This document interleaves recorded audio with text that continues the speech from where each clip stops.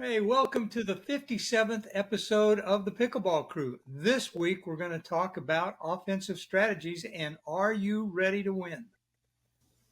Yeah, so last week we talked about defensive strategies, and we felt it was fitting to move into offensive strategies. So, what is offensive pickleball? Well, it's not just about power, it's also about positioning, it's about shot selection, and it's really about applying pressure on your opponents. So, how do you go about doing this?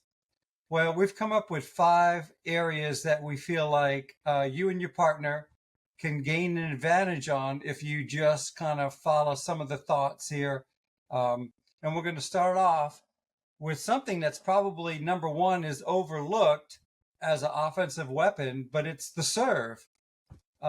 You've got the ball in your hand, you're ready to put it into play, and you've got a choice here of whether you put a little pressure on your opponent or you just get it in the box, and then it almost becomes a neutral or a defensive serve in some ways. So, how do you serve offensively, guys? Do you have any opinions on that?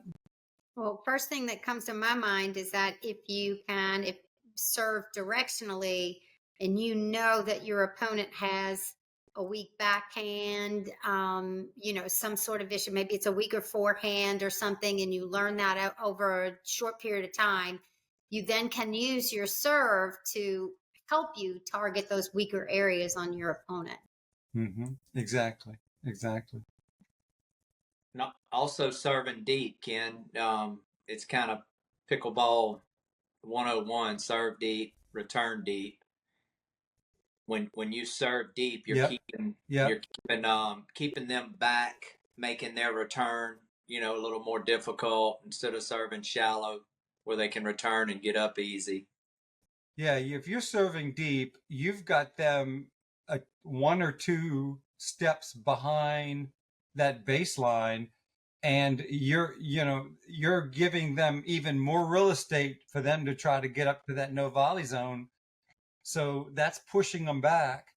Um, Also hitting a variety of serves so that they can't be in position to return your serve if they don't know whether it's coming forehand, backhand, down the middle, throw a lofty serve in. I really believe in mixing it up. Now, if you've got a good topspin serve and you want to keep firing it and you're getting point after point, stay with it. But putting a little side spin, putting some top spin, putting some backspin if you can, whatever it is to mix up so that when that ball hits and it jumps in one direction or other, you know, that's going to cause them not to have as solid of a return as they had hoped. Yeah, I mean, if somebody can mix it up really well like that, I kick serve that when it hits and it comes up at you, that surprises so many people. I've been caught off guard many times with a good kick serve that just comes right at you and it comes so fast once it hits the ground. That's a really nice weapon to have. Yeah, and as far as a good offensive strategy off of your serve, and I think this point escapes a lot of people. Um, I've been sharing it with as a lot of different people, and it's not that hard to look for. If you or your partner serve puts the returner in a neutral situation or backs them up, even better, that third, um, when they return that, your third should be going in front of that person that is backed up. It doesn't matter to me who it is because the other person is at the net. They're stationary. They're stable. They're ready. But it needs to be not just the person that's receiving the ball on the third to notice it. The partner needs to notice it, and then as a team, you can start immediately knowing, hey, my partner knows what's going on here. He's going to put it or she's going to put it in front of that person that we backed up with the serve, and immediately come and take control of the net. And you have flip flopped that point. Yep. into your favor. And I mean, just like the flip of a light switch, you've gone from probably upped your chances of winning that point 25-30% or more. That's a great point, Jeff. A good serve that applies pressure, you're setting yourself up for a better situation for that third shot. So that's a great point. And not conversely, but just to add to that a little bit, I think when you serve, your serve should not allow the receiver to be moving forward when they return it. They should either be back, flat-footed, or stepping back to return the serve. When you serve a soft serve that's short and you allow them to come forward, you're giving them an opportunity to drive the ball and put it wherever they want it. Yep. Excellent point. Well, I think we've covered the serve really well. Why don't we take a little bit of a break, and when we come back, we'll talk about the return of serve. Hello, and welcome to this week's episode of the Pickleball Crew. We are a group of pickleball fanatics based in Southeast Louisiana and are passionate about all things pickleball everywhere. Our focus is to inform, acknowledge those who help build the game regionally, and promote tournaments in our area. We do our best to present this with a love of the sport, a sense of humor, and a lot of fun. So join Vicki Wynn, Ken Wynn, Jeff Fuchsia, and me, Bud Klein, in our latest episode. We are glad you are along for the ride. All right, great. Let's talk about number 2, and it's the return of serve. So, what's the number one return of serve that you should be focusing on is down the middle, deep and down the middle. By default, that should be your shot. But there's a lot of other things that you can do on a return of serve. And you guys got something that you want to share? Well, I'll give you an example. This morning, we were playing. My partner, we were way down, and my partner said, why don't we start returning our serves a little bit loftier and deeper to give us more time to get to the no volley zone, and that really helped. We started getting some more points at that point, and it was mainly me. I was hitting a flat, hard return, but it wasn't giving me time to get to the no volley zone, and I was having to make shots from the transition zone. Especially, Bud, the tireder we get, when you're fresh, you can hustle. You should always hustle up to that line, for sure. You see, we get tired, or you see somebody lollygagging to get up there, and a lot of times it costs you a point. But if you're starting to get tired, if you've been playing a while, latter half of a tournament or latter half of rec play, work on a return that puts some air under it where you can get to that line. It's I think a lot of people focus on having just a ripping return, which is great if you can do that all the time. But if you can't, to me, it's more important to get up there and get your advantage as a receiving team by getting both players up there to the line and making that serving team fight to get up there. There's no doubt you've already got an advantage to having one person already up there. So do what you need to get yourself up there with your return. I always like to think of what Chase's advice used to be too, that he would target the stronger player with his return of serve, and that he would try to push that player back deep to keep them from coming up to the no volley line quickly. And I always liked that advice. I always thought that was really good. Yeah, that's good stuff. The other thing too, Vic, is if you hit a return to player X or whatever, and he messes his third up, or she messes her third up, go back to him. Mm-hmm. Go back to him the next third, because it's going to be, especially if it's first serve. You got second serve coming. Go right back to them because it's fresh in their mind that they just messed that up. And then if you see that they're having trouble with it again, now you've got somebody targeted, and then they might they might finally get their footing or figured out, then you can delve into another the other person or whatever. But you might have scored 3, 4, 5 points off of it just by doing that. Yeah, no doubt. It's such a mind game. So right. I tell you, another return of serve I like is, and I find it hard to handle. And there was someone who did it so well, Greg Eisman, is that backspin return of serve, because that puts them at a disadvantage of trying to hit a drop off of that backspin serve. A drop is going to, that backspin is going to come off their paddle and create topspin, which is going to have the ball possibly go short. So that I always find that throwing one of those in every now and then, a nice backspin return to serve, is puts you in good position in defending the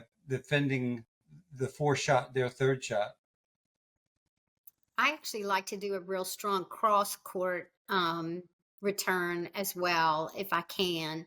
I don't do it often, but it's something I like doing, and letting my partner know to watch the line. But the advantage comes in as that when you've done this return and it's really a good strong return cross court, you're pulling them out of position, and sometimes that gives you an advantage as to where to place the ball, as long as your partner's prepared for it.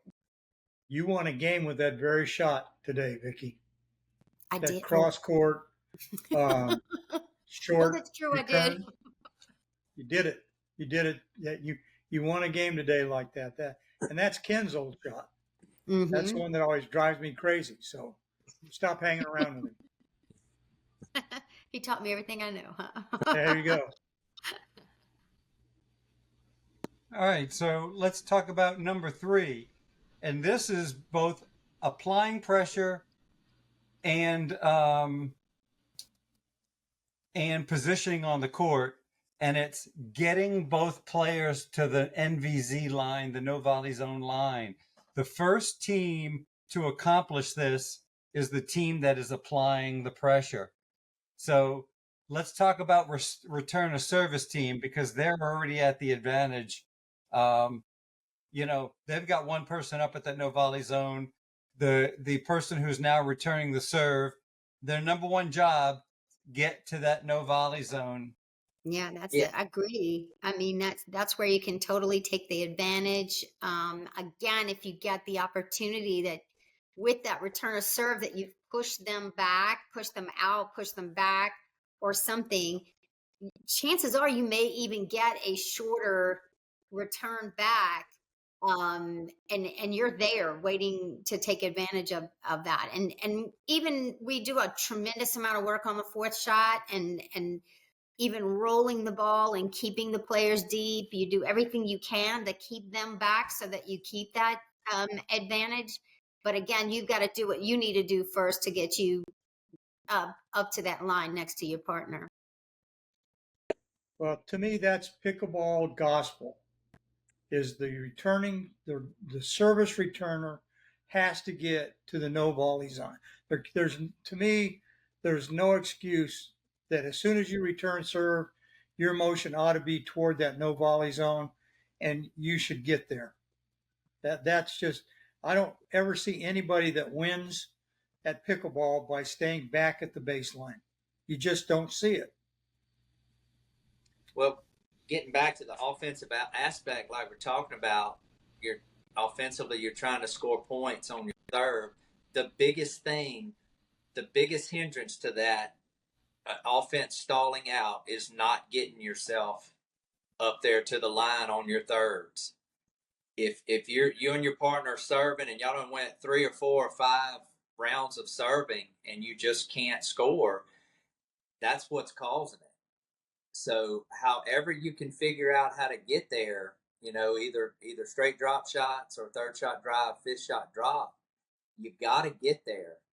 We focused on that a while back at drills, and it needs to be even more of a focus, in my opinion, because that's the problem when you're not scoring. especially in higher level games. The higher level players, they're gonna get there. They're gonna get there most of the time. So That's figure out ways. When Bernard came and spent some time with us, it was interesting to watch how fast he made it to. He said, "I guarantee you, before the other side can even hit the ball, I'm already there." And we watched him demonstrate it, and he just followed that ball in, knew that he had placed it deep coming back, and sure enough, he was there before the other side even hit the ball. So you're right, higher level play, they're going to get you on that every time. Well, and at lower levels, we see it. I talk about picking out that one particular ball when you, as the serving team, you're trying to work your way in and get there. It may be fifth, it may be seventh, it may be ninth, but a lot of times there's that one particular ball. You're still in transition zone, and people will fire away on that ball when they finally got the one easy ball that can complete getting them and their partner up to the non-volley zone line. They just need to hit it soft and get it into the kitchen where you can get up there. Now you got a chance to at least be on a level playing field and try to engage in your offense versus taking that one particular ball, firing it away, and a lot of times it ends the point right there. When you and your partner were working your way through that transition zone, and I can't say how many balls it takes. Sometimes it takes 3, sometimes it takes 6. But you just got to try to pick that ball out because it will equate to points if you work on your game and work on getting to that line as often as you can when you're serving. It will equate to scoring more points. That's where that 7-11 game can come in as real valuable, especially when we play it from the transition zone. I think that's when everybody's eyes open up and they realize just how hard it is when both players are stuck in the transition zone to make their way forward, and how smart you have to be in that zone to finish getting yourself in. Yeah, from my standpoint, it's easier. It's almost easier getting to the no volley zone from the baseline than it is from the transition zone. You got to hit a really good shot in the transition road zone to get you up to the line. See, and for me, Bud, when I get up there closer, it's easier to me, because you're closer. It's harder for me to hit a third shot drop from back deep than it is from up closer. That's why the third shot drive, fifth shot drop is so important. You can try a drop shot from back on that baseline, but the best mode of transportation is send that drive at them. 9 times out of 10, they're going to block it back into the transition zone. Now you're up closer. But that is a good point. Well, that 7-11 deal, it really puts it's going to expose you on your drops and on your resets. And I'm only saying expose if they need work on. Yes. If you do that drill and you constantly back at the baseline fighting and can't get in, then you got to get to drilling on those resets and on those drop shots from transition zone to finish getting you up there. Yep. Because if you cannot, everybody taught, they used to call it no man's land, but it's not no man's land. It's transition. And if it's, to me, it's probably one of the most important places to learn how to play. Absolutely. Once you learn how to play there, then you're helping yourself out a whole lot in getting to, either into the dink game and then getting you away from the baseline. So it's an important aspect to offensive pickleball. If you can't execute there, you're going to struggle offensively big time. Yeah, I couldn't agree with you more, Jeff. That's one of the things that's told me that my game has improved is the fact that I can stay in the transition zone and make shots over and over until I make a good enough one to get me up there. Yeah. We had a couple of rallies today where I hit 3 or 4 shots from the transition zone before I was able to get to the no volley zone. Yeah. sometimes it's hard, bud, because you're in that transition zone. They still got the advantage on you. Yep. And they're still kind of, firing away. You just got to try to take that pace off as best you can. And I see it a lot.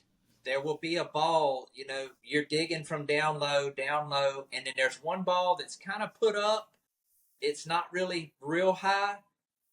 And if that player would take that ball and now it's one that they can just bump down into the kitchen area and finish getting up. It's not really an attack ball necessarily. Now, it's different if you can take that attack ball and you can put it away 9 out of 10 times.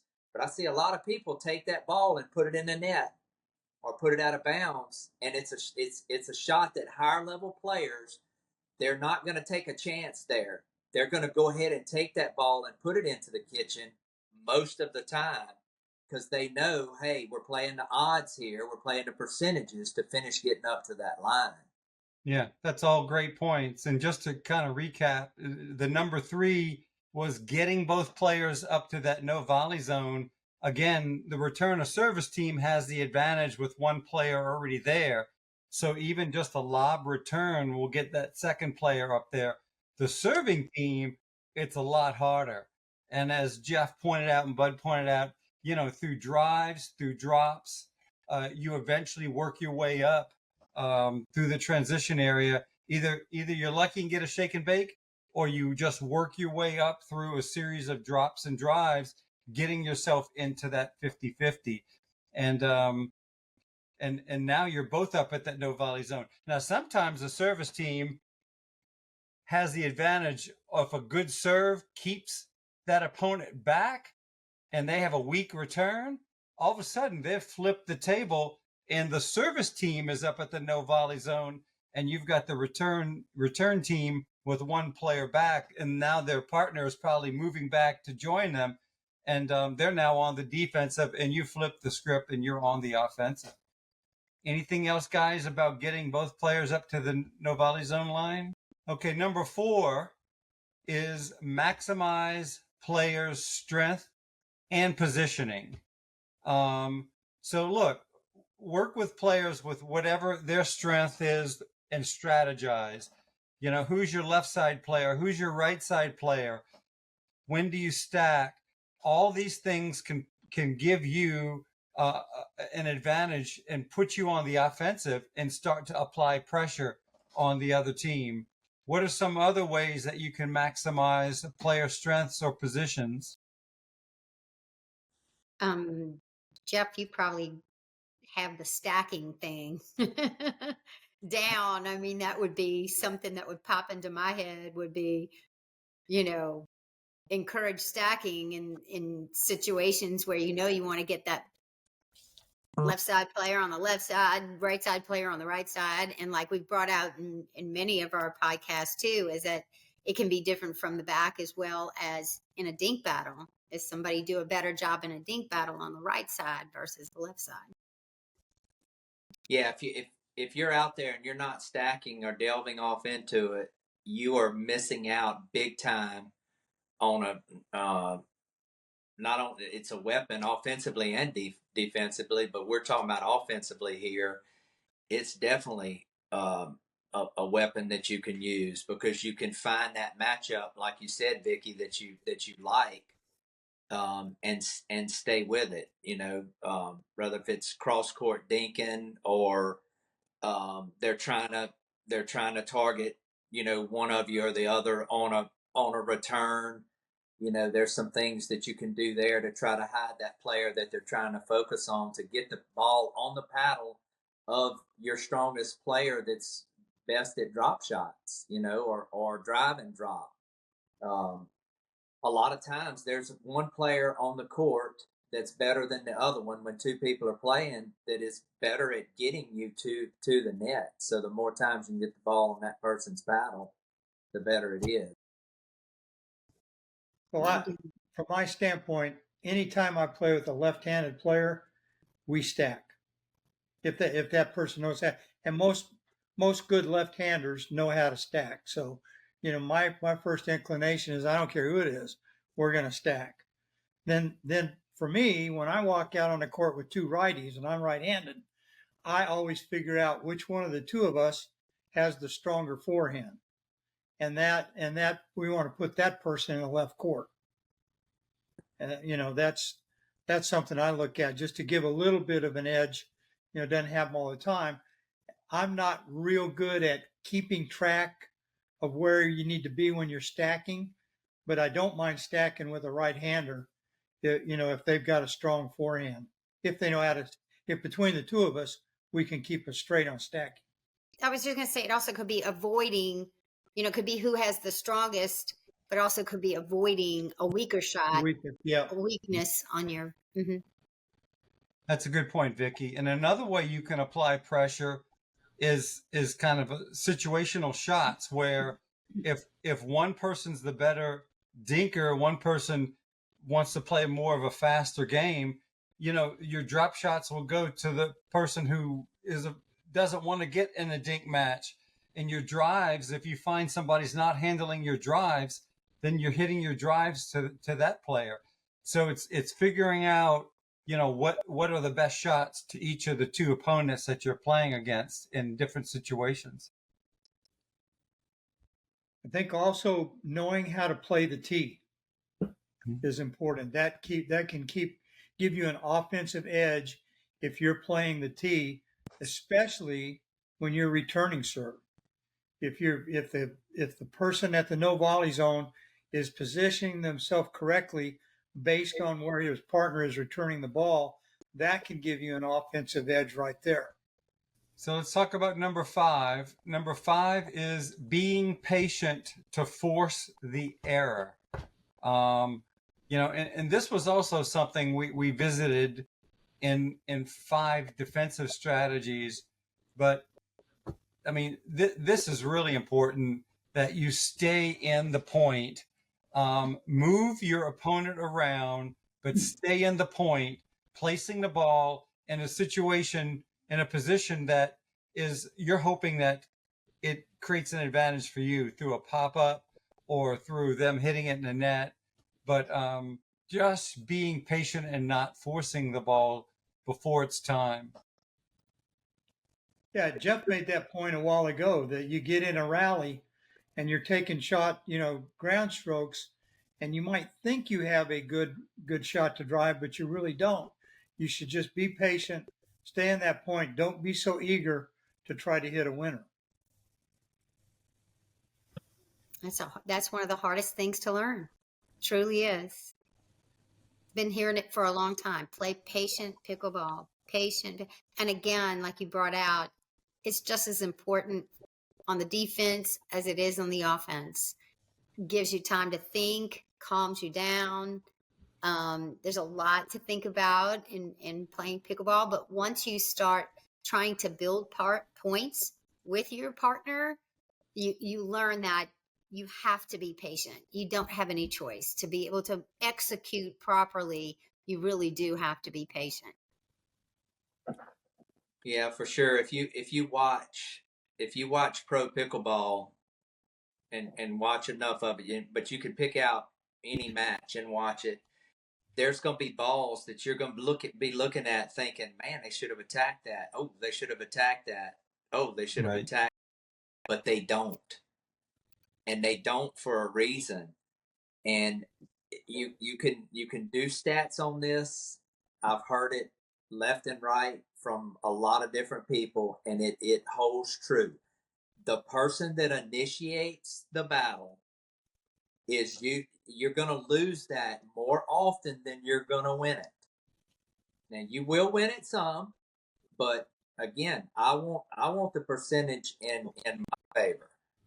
So it's a given that the person that starts the fight, you're going to lose that. I don't know what the exact percentage is, but that's why you see these pros and upper level players staying so patient. They know that if they pull the trigger all the time, they're going to lose more of those points than they're going to win, versus waiting for the right time.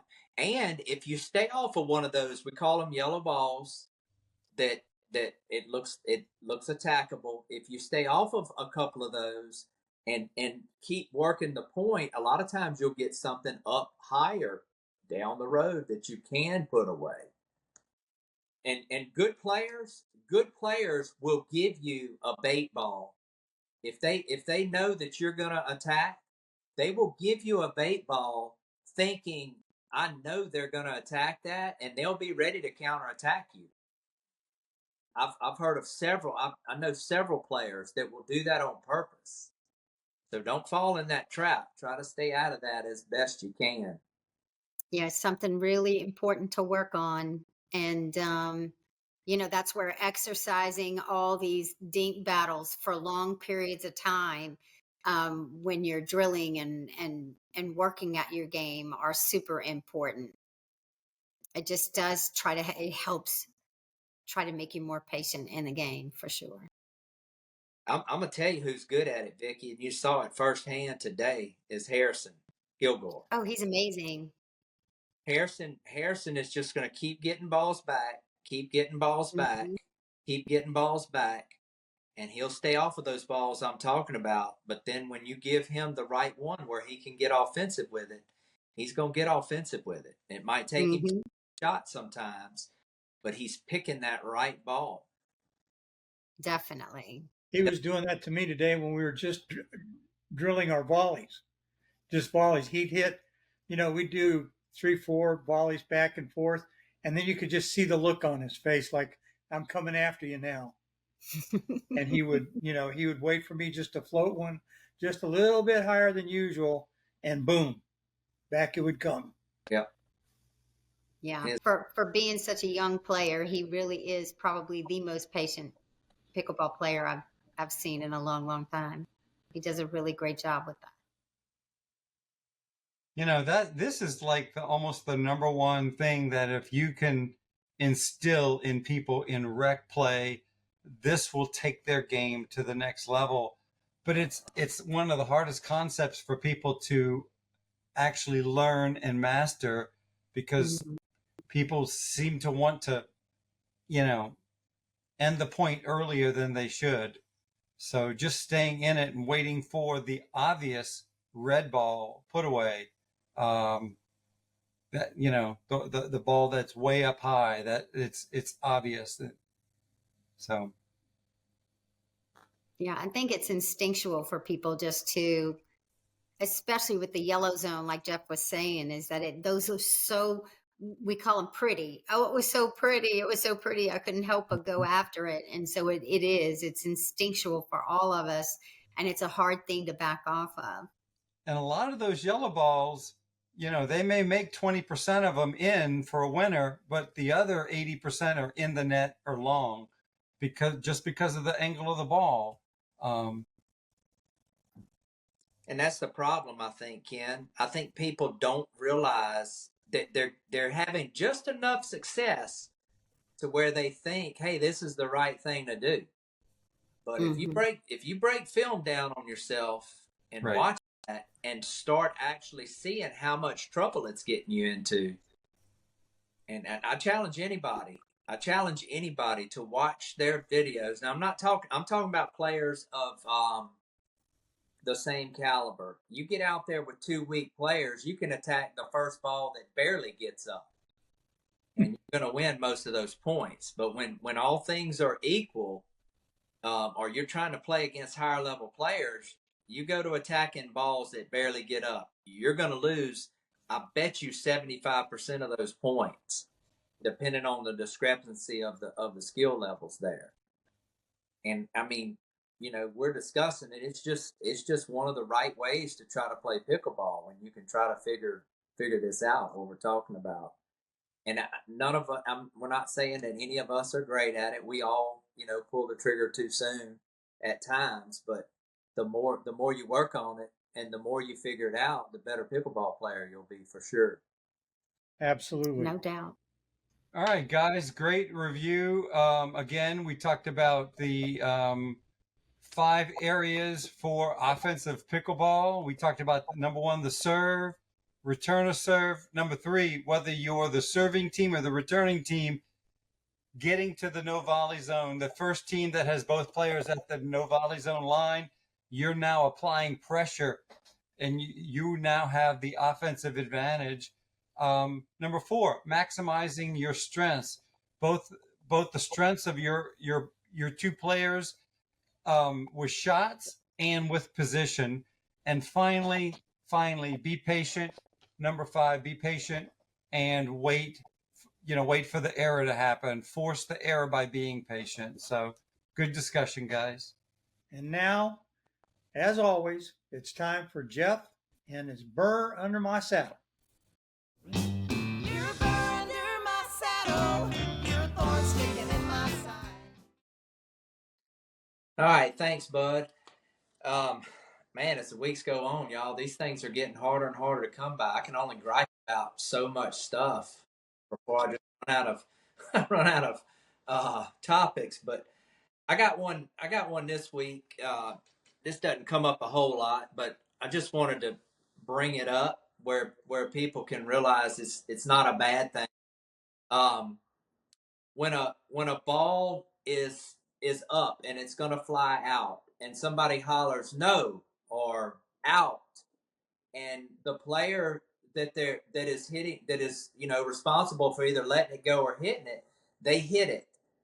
And then it's almost like with some people, they're either caught off guard or embarrassed or whatever that they hit a ball that somebody said no on. And this is coming from the king of hitting out balls myself. But the thing is, you see it all the time, high level play and pro. Somebody will holler out, and the other player doesn't get off of that ball. People, the point continues. Do not feel like, oh my gosh, I have done something so terrible. My partner said no and I hit the ball. It happens all the time. It's gonna happen all the time. Just continue the point. I see some people, it's almost like they're remembering that they messed that up, and now we almost can't continue the point because we done messed it up. So stay with it. Don't feel like you've done something wrong. The other thing is, people, we got a lot of people out there, they're not even saying anything when they see that it's an out ball. That to me is the bigger travesty. Get used to talking on the court. It'll help you win points when you become mentally aware of that. And look, we play with some good players. Some players have a knack for seeing that really quickly, that a ball's going out. So the quicker you can get it out of your mouth, the more you can help players that you're playing against. I know for me, being one of the weak parts of my game, when I play with one of those players that sees that immediately, it helps me stay off of some of those out balls. So that's this week's Burr Under My Saddle. It's just a little burr this week, bud. It's not that bad. Thanks for that Burr Under My Saddle. And now, Hey, bud, I've got a shout out. I know we've kind of mentioned this a little bit before, but I wanted to go ahead and repeat this shout out just because it seems so much like our lives have changed dramatically because we've had so many injuries. And now we have illnesses and different things like that. Guys, we just want to let you know that we're thinking about you. We are praying for you and hoping that all goes well. We got people in the middle of tests, surgeries, different things that they're dealing with. And we're with you. We're a community. And if you need anything, let us know.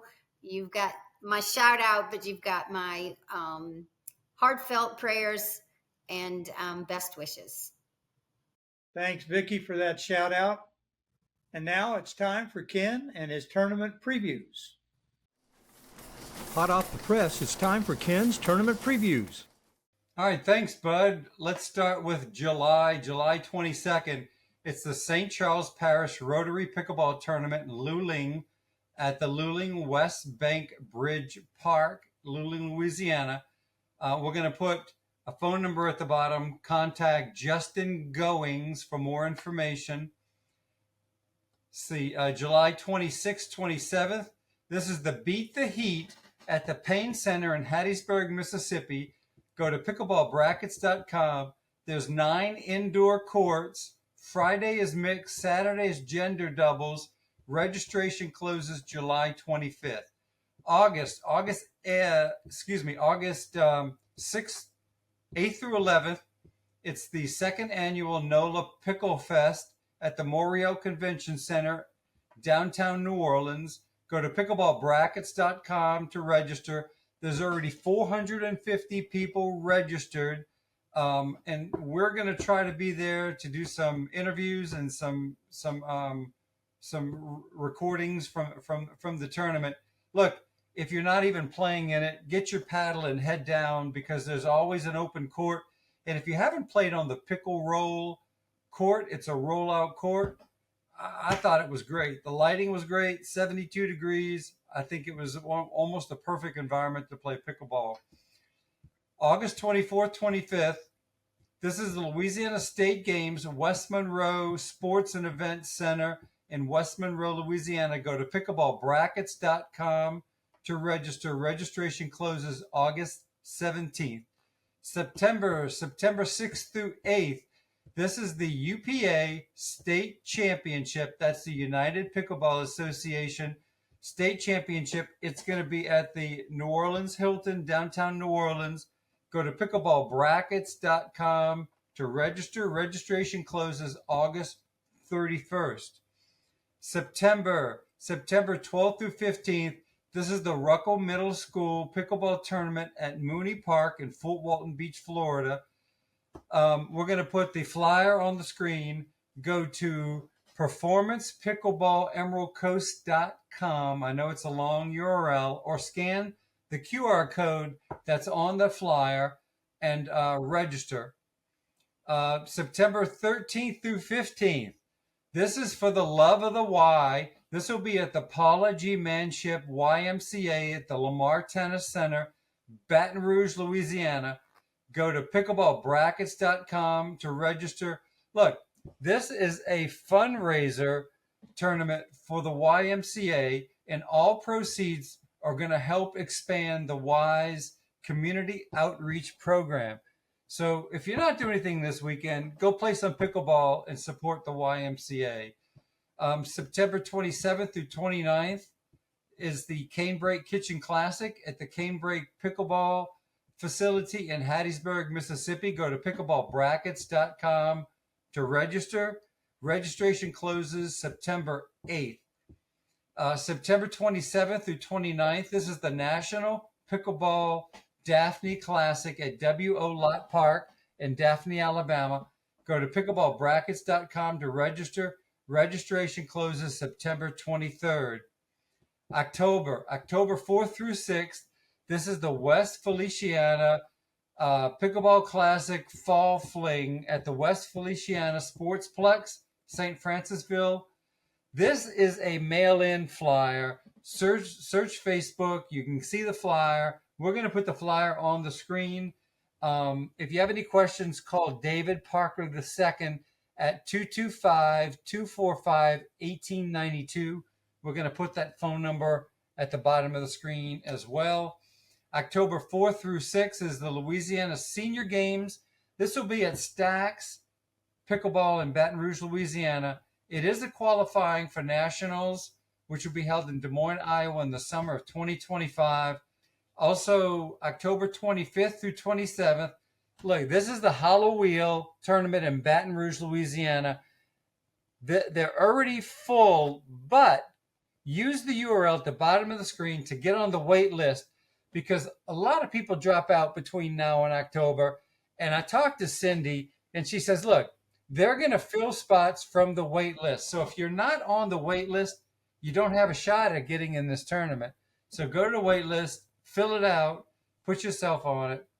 November 2nd, this is the Paitient Pickleball Tournament at Coquille Rec Park, Covington, Louisiana. Look, this is a 3-0 and 3-5 only tournament, gender doubles and mixed doubles. We'll put a flyer on the screen.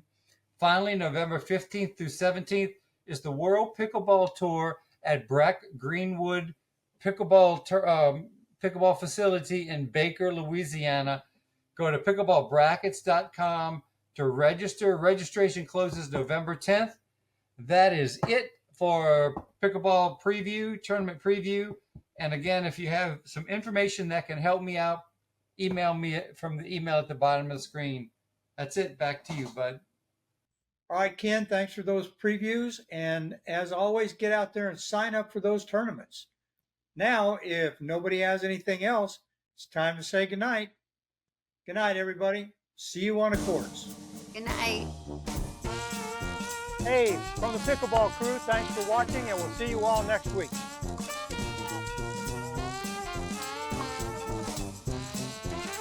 Well, that's it for this episode. We hope you enjoyed it. Be sure to leave any comments, and please like and subscribe to our channel. Thanks again, and see you next week.